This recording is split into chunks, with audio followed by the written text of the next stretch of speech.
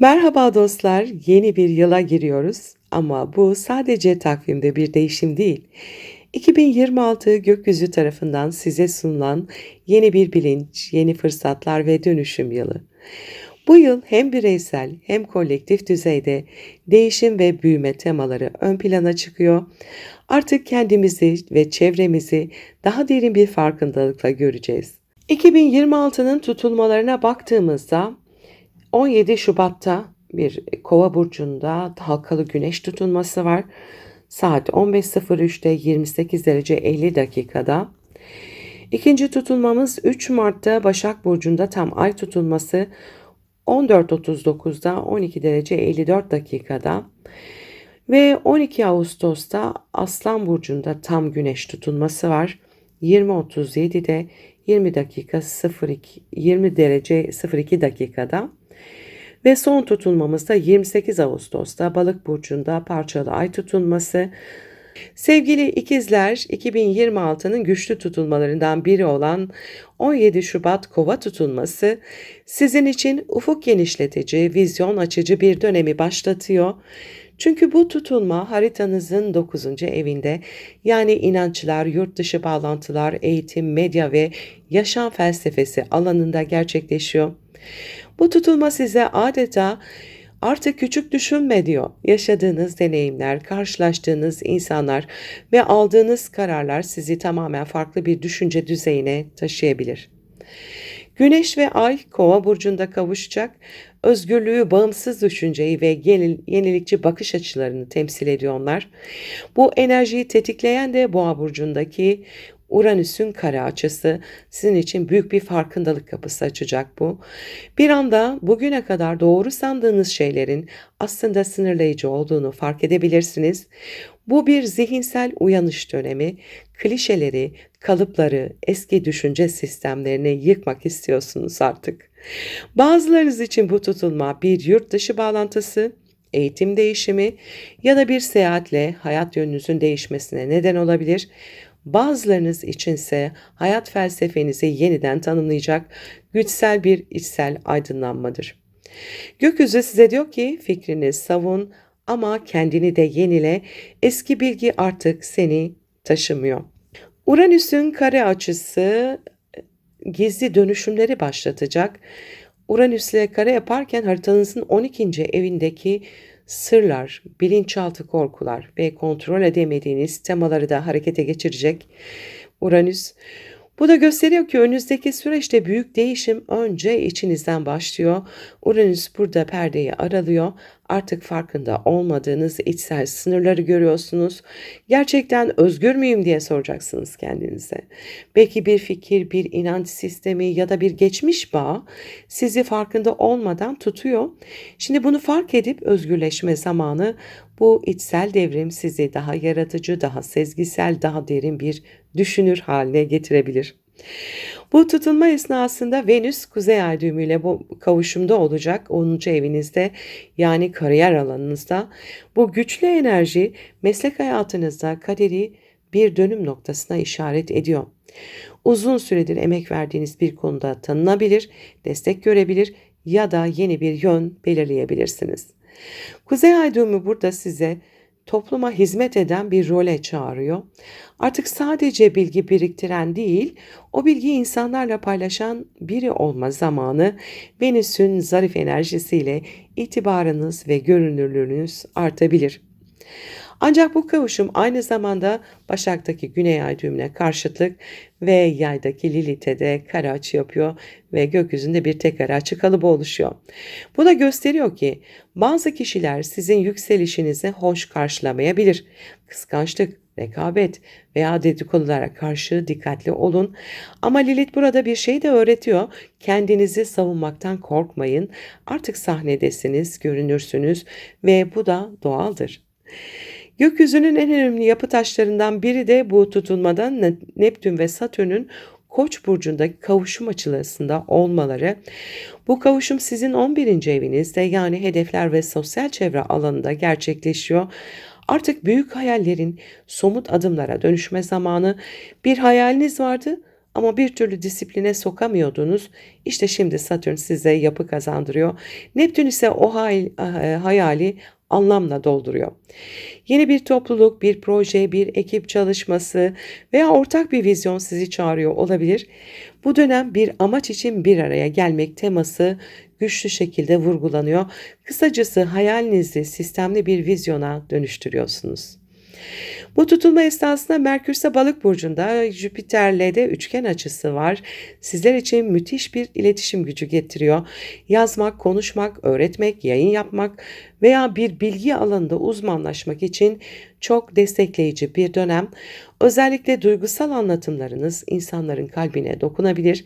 Bir YouTube kanalı, bir eğitim projesi, bir yayın ya da kitap çalışması gündeme gelebilir. Jüpiter sözlerinizi büyütür. Bu yüzden bu dönemde söylediğiniz her şeyin etkisi artar. Dikkatle kullanın.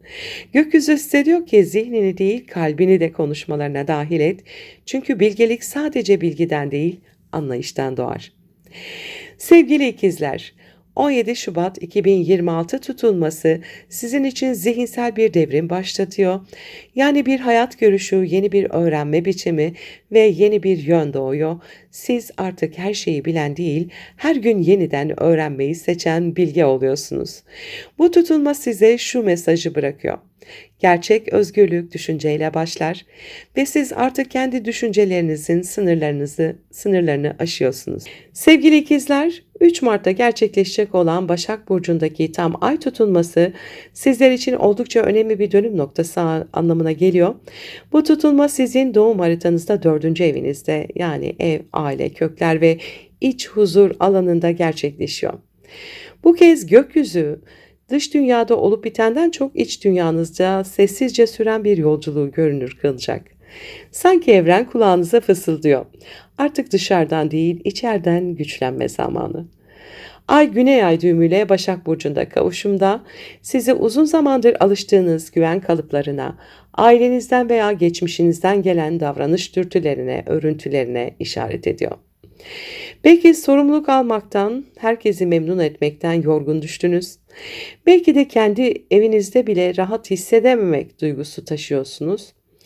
Bu tutulma tüm bu dengesizlikleri yüzeye çıkararak gerçek huzur nerede sorusunu size soracak. Ve Güneş Balık burcunda Kuzey Ay düğümüyle kavuşumda diyor ki huzuru dış koşullarda değil içsel kabullenişte bul. Yani artık geçmişle hesaplaşmak, affetmek ve kendi içsel alanınızı şifalandırmak zamanı. Tutulma aksına kare yapan Lilith sizin 7. evinizde yani ilişkiler alanında. Bu oldukça dikkat çekici bir etki çünkü bu tutulma ev aile temasıyla ilişkilerdeki dengeyi aynı anda tetikliyor.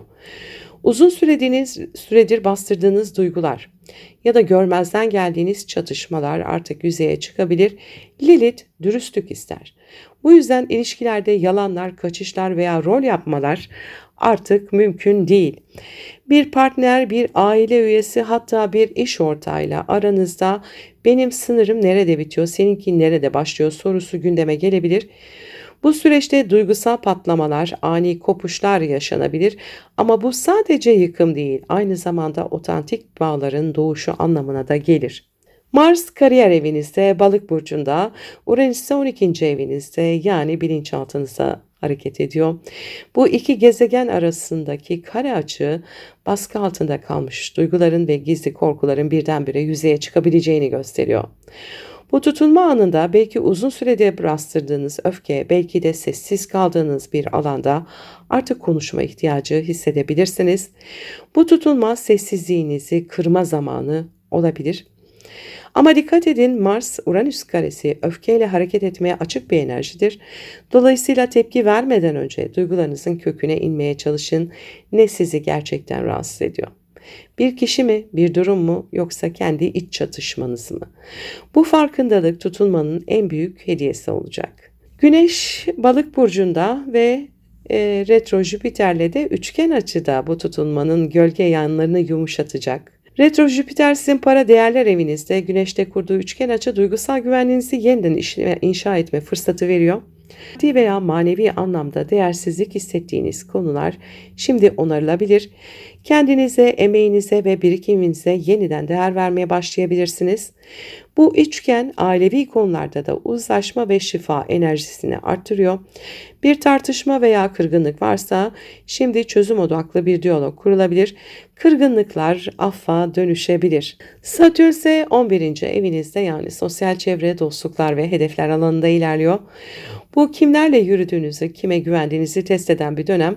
Plüto ise Kova burcunda vizyonunuzu derinleştiriyor. Artık sadece yakın çevre değil, daha büyük topluluklarla da iletişimde olma zamanı. Satürn ile Plüto arasında uyumlu bir açı var. Artık sadece yakın çevre değil, daha büyük bir toplulukla etkileşimde olma zamanı diyor. Ama önce kendi köklerinizi sağlamlaştırmanız gerekiyor. Tutulma size diyor ki, gerçek aidiyet dışarıda değil, kendi içinizde başlar. Bu tutulma esnasında ev değişimi, taşınma veya ailevi düzenlemeler gündeme gelebilir. Aile içi roller yeniden tanımlanabilir. Özellikle ebeveynlerle ilişkilerde yüzleşmeler mümkün. Duygusal dengeyi sağlamak için doğa, meditasyon, içe dönüş çalışmaları çok destekleyici olacaktır bu süreçte. Gizli düşmanlıklar, bastırılmış öfke veya bilinçaltı korkular yüzeye çıkabilir ve bunlar şifalanmak için gelir. İş aile dengesinde önemli kararlar alabilirsiniz. Sevgili ikizler, bu tutulma sizi dış dünyadan çok iç dünyanıza çağırıyor. Gerçek başarı artık kariyer basamaklarında değil, kalbinizdeki huzurda ölçülüyor. Geçmişin sesini susturup içinizdeki sessiz bilgiyle buluşma zamanı bu. Eviniz, bedeniniz, ruhunuz hepsi aynı kökten büyümek istiyor. Gökyüzü size diyor ki, artık sessizliğinizden güç alın, çünkü huzur içeriden başlar. 12 Ağustos'ta oluşacak Aslan Burcu'ndaki tam güneş tutulması, sevgili ikizler için zihninizin, fikirlerinizin ve iletişiminizin tamamen doğduğu bir döneme adım attığınızı gösteriyor. Bu tutulma sizin 3. evinizde, yani düşünceler, iletişim, kardeşler, yakın çevre, eğitim ve fikir alışverişi alanında gerçekleşiyor. Kısacası zihinsel sisteminiz yeniden programlanıyor. Artık aynı şekilde düşünmeyecek, aynı şekilde konuşmayacak, aynı şekilde bağlantı kurmayacaksınız. Bu tutulma sesinizi geri kazanmanızı istiyor. Ama bu ses artık bilgiyle değil, bilgelikle dolu bir ses olacak. Aslan burcundaki güneş ve ayın kavuşumu zihninizin ateşini yakıyor.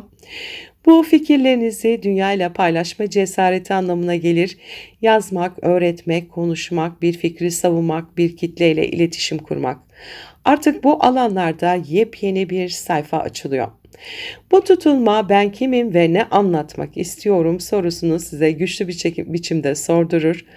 Kardeşlerle, yakın akrabalarla veya komşularla ilgili konular gündeme gelebilir.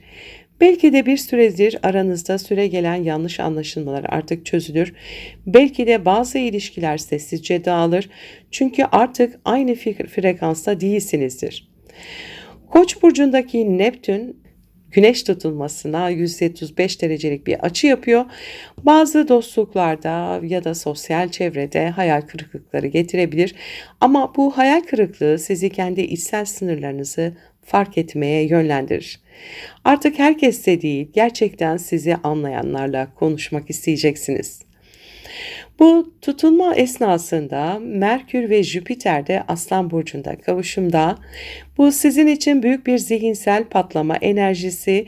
Fikirleriniz büyüyor, düşünceleriniz genişliyor. Kendinizi ifade ederken artık çekinmiyorsunuz. Bu dönemde bir kitap, bir proje, bir podcast ya da bir eğitim fikri gündeme gelebilir. Bazılarınız için bu tutulma kendini bir konuda göstermeye başlama dönemi olacaktır. Ancak bu kavuşum Kova burcundaki Plüto'ya da karşıtlık yapıyor.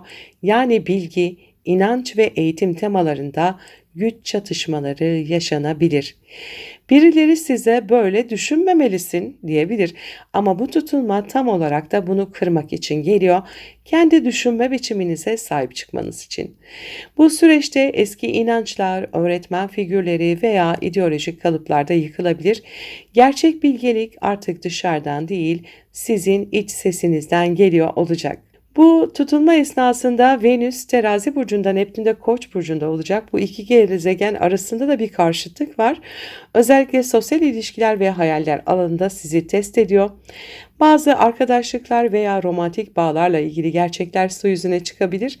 Bir hayalin aslında ne kadar idealize edilmiş olduğunu fark edebilirsiniz. Ama aynı zamanda yaratıcılığınız da zirveye çıkar. Tutulma enerjisiyle birlikte bir fikir, bir tasarım, bir kelime bir anda ilham olarak akabilir.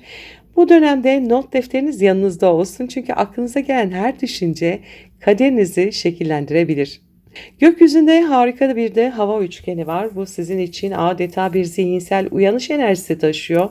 Kova burcundaki Plüto, terazideki Venüs ve sizi yönetici gezegeniniz Merkür'ün de yer aldığı aslan enerjisi. Kendini özgürce ifade et diyor. Uranüs ikizler burcunda ilerlemiş durumda ve bu sizin zihinsel devrim döneminizin başlangıcı. Artık sıradan düşüncelere sığmıyorsunuz. Artık farklı düşünenlerle bir araya gelmek, farklı projelere katılmak istiyorsunuz. Bu hava üçgeni sizi sadece konuşan değil, düşünceleriyle toplumu değiştiren biri haline getirebilir. Belki bir konuşma, bir sunum, bir fikir insanlara bambaşka bir bakış açısı kazandıracaktır. Mars da Yengeç burcunda yani maddi kaynaklar evinizde hareket ediyor. Bu da fikirlerinizi pratiğe dökmek, emeğinizin karşılığını almak ve kazancınızı korumakla ilgilidir. Kuzey Ay düğümüne yaptığı üçgen açı ise kaderin bu süreçte sizi desteklediğini gösteriyor. Bir projenizden kazanç sağlayabilir, emeğinizin değerini fark edebilirsiniz ama aynı zamanda duygusal harcamalara da dikkat edin. Bu dönem duygusal tatmin için para harcama eğilimi getirebilir. Gerçek benliğinizi maddi değil, manevi başarıda bulacaksınız. Kuzey Ay düğümü Kova burcunda bu esnada, Güney Ay düğümü ise Aslan burcunda. Bu eksen sizin için öğretmek, öğrenmek dengesini temsil ediyor. Tutulma size diyor ki artık sadece konuşmayın, fark yaratın. Bilgiyi sadece tüketmek değil, üretmek zamanındasınız. Kendi deneyimlerinizi paylaşın. Belki de yaşadıklarınız başkalarına ilham olacak. Bu tutulma sonrasında düşünce dünyanız kökten değişiyor. Eskiden ben bilirim dediğiniz konularda artık daha derini görebiliyorum diyorsun. 12 Ağustos 2026 Güneş Aslan burcunda kararıyor ve siz ikizler burçları zihninizin kapıları bir açılıyor. Artık sadece konuşan değil, anlamı taşıyan bir ses oluyorsunuz. Bu tutulma sesinizin, fikirlerinizin ve zihninizin yeniden doğuşudur. Evren sizden sadece konuşmanızı değil, gerçeği anlatmanızı istiyor. Sevgili ikizler, 28 Ağustos 2026'da Balık burcunda yaşanacak tam ay tutulması sizin için kariyer, hedefler ve toplum önündeki imajınızla ilgili güçlü bir dönüm noktası anlamına geliyor. Gökyüzü size diyor ki artık hayat sahnesinde rolünü değiştir. Artık başkalarının ne düşündüğünü değil, senin ne istediğini önemse. Bu tutulma uzun zamandır emek verdiğiniz bir konunun sonuçlanması ya da mesleki alanda yön değişikliği olarak çalışabilir. Kısacası ışık üzerinizde ama bu ışık sizi dönüştürmek için parlıyor. Balık burcundaki bu tutulma sizin 10. evinizde yani kariyer, statü, toplumsal rol ve uzun vadeli hedefler alanında gerçekleşiyor. Bu alan hayat yönünüzü temsil eder. Dolayısıyla tutulma size artık bu yolda devam edecek misin yoksa yeni bir yön mü seçeceksin diye soruyor. Bazılarınız için bu kariyer değişimi, işten ayrılma veya yeni bir pozisyona geçme anlamına gelebilir. Bazılarınız içinse aile ve toplum arasındaki dengeyi yeniden kurma zamanı olabilir. Balık enerjisi sizi sezgisel kararlar almaya itiyor. Kalbiniz ne söylüyorsa orası doğru yön. Bu dönem toplumun gözü önünde yaşanacak gelişmeleri temsil ediyor. Adeta bir perde kapanıyor ve sahne değişiyor. Siz yeni bir perdenin ve yeni bir sahnenin başrolündesiniz. Bu tutulma sırasında Güneş ve Merkür Başak Burcu'nda kavuşumda olacak. Bu kavuşum sizin aile, kökler ve özel hayat alanınızı vurguluyor. Ama aynı zamanda İkizler Burcu'ndaki Uranüs'te de kare açıda, yani kariyerle aile arasındaki denge oldukça hassas bir noktada. Uranüs'ün kareleri genellikle sürpriz getirir, beklenmedik haberler, iş yerinde değişiklikler ya da yöneticilerle gerilimler olabilir. Ancak bu açı sizi özgürleştirmek için var. Bir kapı kapanırsa arkasından yepyeni bir fırsat gelebilir. Zihinsel olarak çok aktif olacaksınız, düşünceler hızla değişebilir ama unutmayın, tutulmalar kaderin hızla aktığı zamanlardır. Direnmek yerine yön değiştirin. Yengeç burcundaki Mars ile Koç burcundaki retro Satürn bu tutulma esnasında aralarında kare açı var. Bu özellikle finansal sorumluluklar, gelir kaynakları ve hedeflerle ilgili bir baskı yaratabilir. Belki daha fazlasını istiyorsunuz ama geçmişteki bazı yükler sizi tutuyor olabilir. Mars sizi harekete geçirirken Satürn size sabrı hatırlatıyor.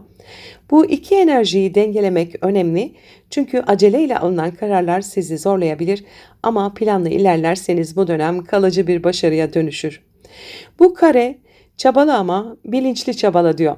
Kendinizi aşırı yormayın, sınırlarınızı bilin. Gökyüzünde İkizler Burcu'ndaki Uranüs ile Kova Burcu'ndaki Retro Plüton arasında da bir üçgen açı var. Koç burcundaki Neptün de bu iki gezegene sekstil açıyla destek veriyor. Bu kombinasyon sizin zihinsel gücünüzü inanılmaz derecede arttırıyor. Yeni fikirler, teknolojik gelişmeler, iletişim alanında yenilikçi hamleler. Artık vizyonunuz büyüyor. Bu tutulmayla birlikte kariyerinizde tamamen farklı bir yön açabilirsiniz. Belki teknoloji, belki medya, belki eğitim, iletişim veya sosyal projelerle ilgili bir alanda parlayabilirsiniz.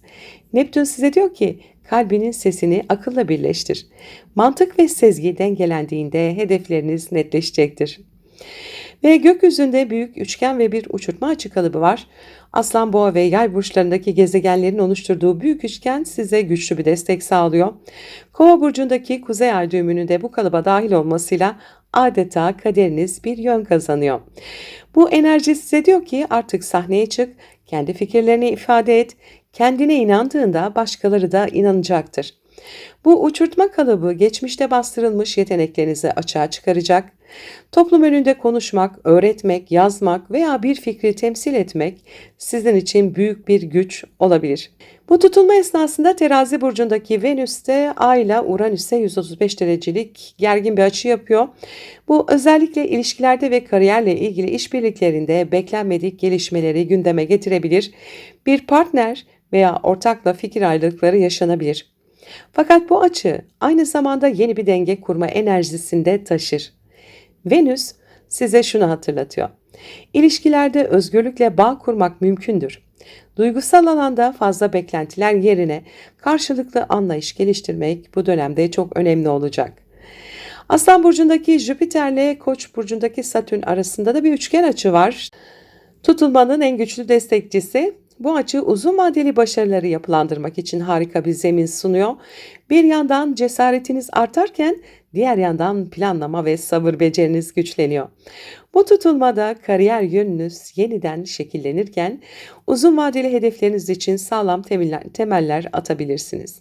Yavaş ama emin adımlarla ilerleyin çünkü evren size kalıcı bir başarı hazırlıyor. Sevgili ikizler, bu balık tutulması size diyor ki artık hayat sahnesinde kim olmak istediğine karar ver. Toplum önündeki rolünüz değişiyor ama bu değişim sizi gerçekten potansiyelinize yaklaştıracak. Kariyeriniz, yönünüz veya hedefleriniz dönüşürken korkmayın. Çünkü bu evrenin size kendi yolunuza davet etme biçimi. Tutulmanın ardından çevreniz değişebilir, işiniz farklı yöne kayabilir ama sonunda işte bu benim yolum diyeceksiniz. Bu tutulma sizin için büyük bir farkındalık anı sevgili ikizler.